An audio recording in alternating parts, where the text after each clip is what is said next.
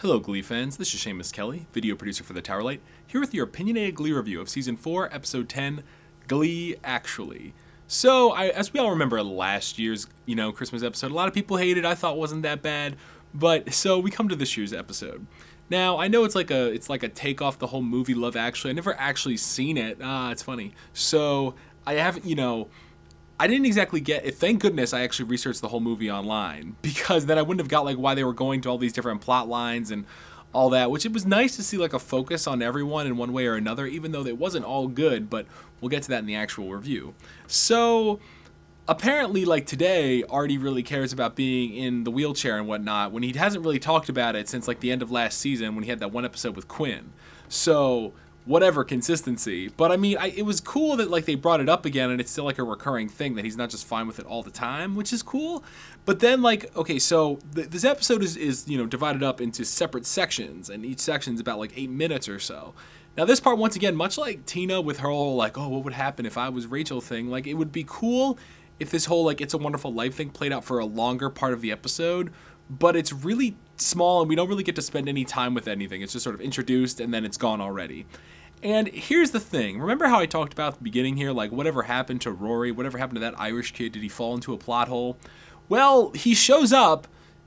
We don't even get like a whole line from Artie being what happened? You went back to Ireland or whatever. No, he's just kind of there. So we still have no idea what actually happened to Rory.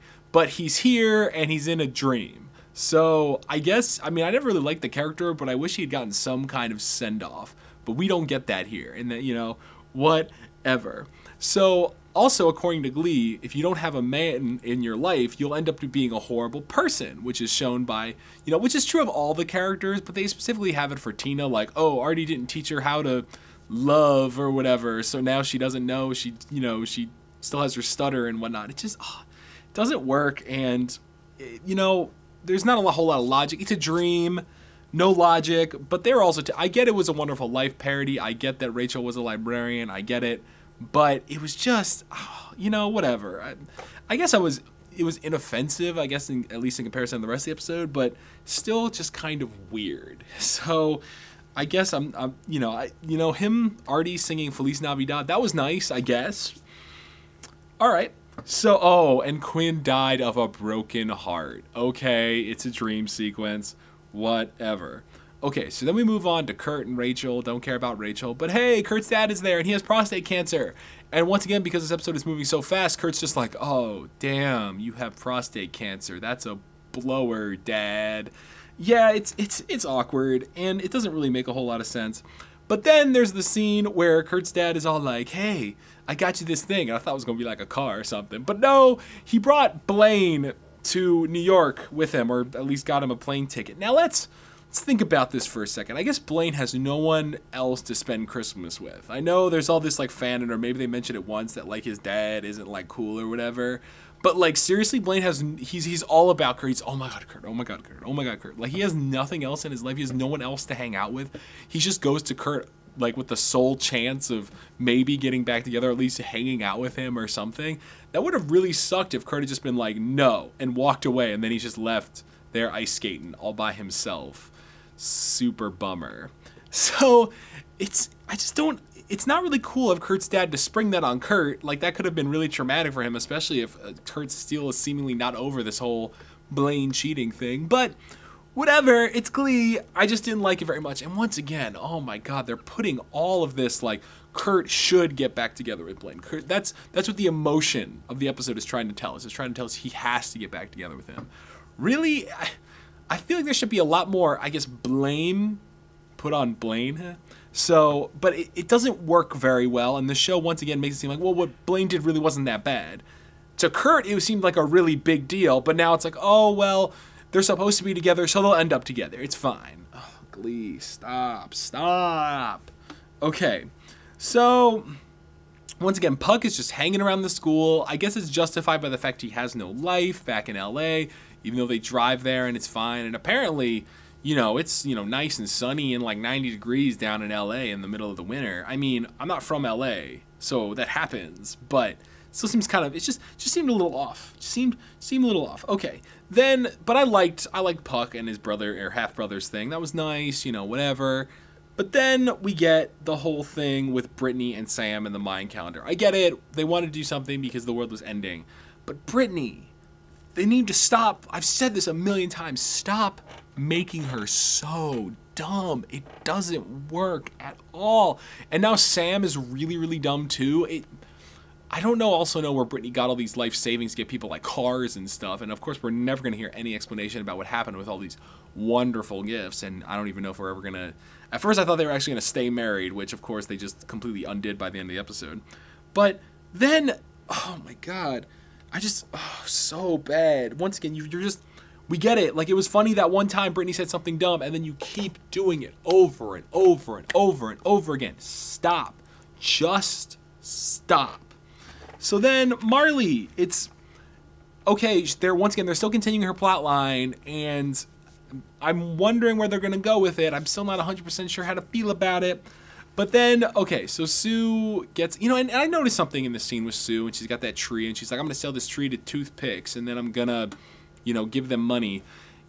I wish they would stop with a bunch of these lines like, oh, I know all these, people who will buy this tree for like, rare toothpicks or something. I mean, maybe we can stop with lines like that and start having lines that deal more with about the characters and not these stupid things that we're never going to bring up. And it's funny. Once again, if you just take it by itself, I guess it's funny, but overall it doesn't do a damn thing for the show. Although I did find it funny that after that whole scene with Marley and her mom, and they're like, oh my God, all these gifts, oh my God, someone broke in. It's like, oh, we should probably still call the police. That was actually funny. So good job. Good job, Glee. So Sam and Brittany aren't married anymore. Yay, it's good to see Coach Beast again. And then instead of, once again, no one tries to help Brittany and now Sam be like not this way. She's like, oh, I'm going to pretend like the world's going to end in 2 years. Once again, we're not trying to help them. It's just funny. Haha, they're dumb. But we're not going to actually try to help these people who clearly have some kind of mental condition. Oh no, it's a funny joke. Why would we even try to jeopardize that and try to make it serious? Oh no. We can't do that.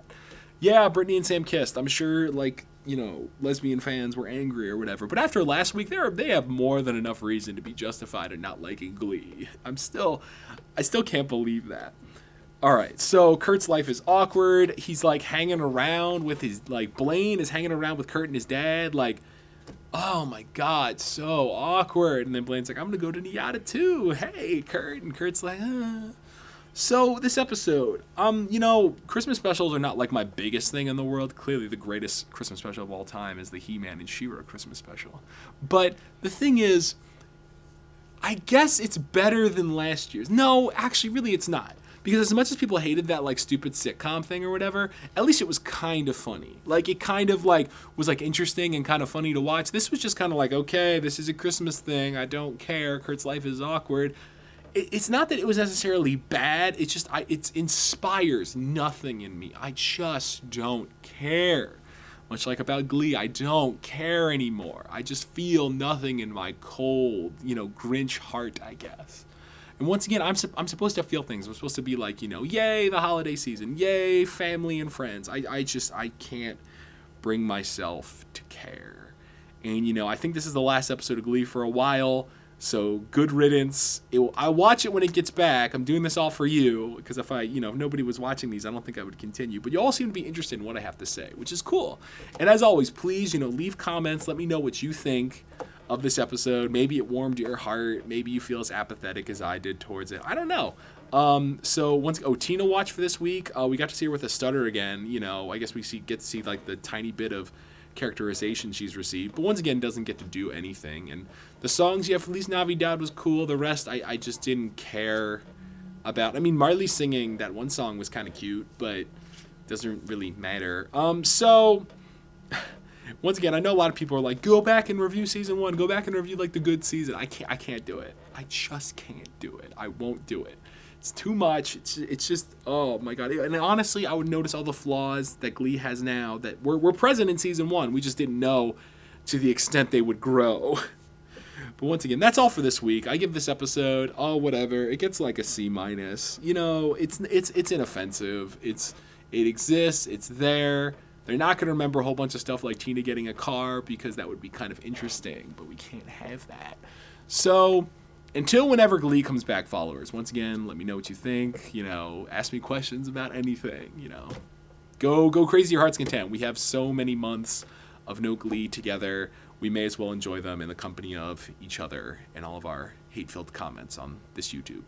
So, until later, Glee fans, stay groovy.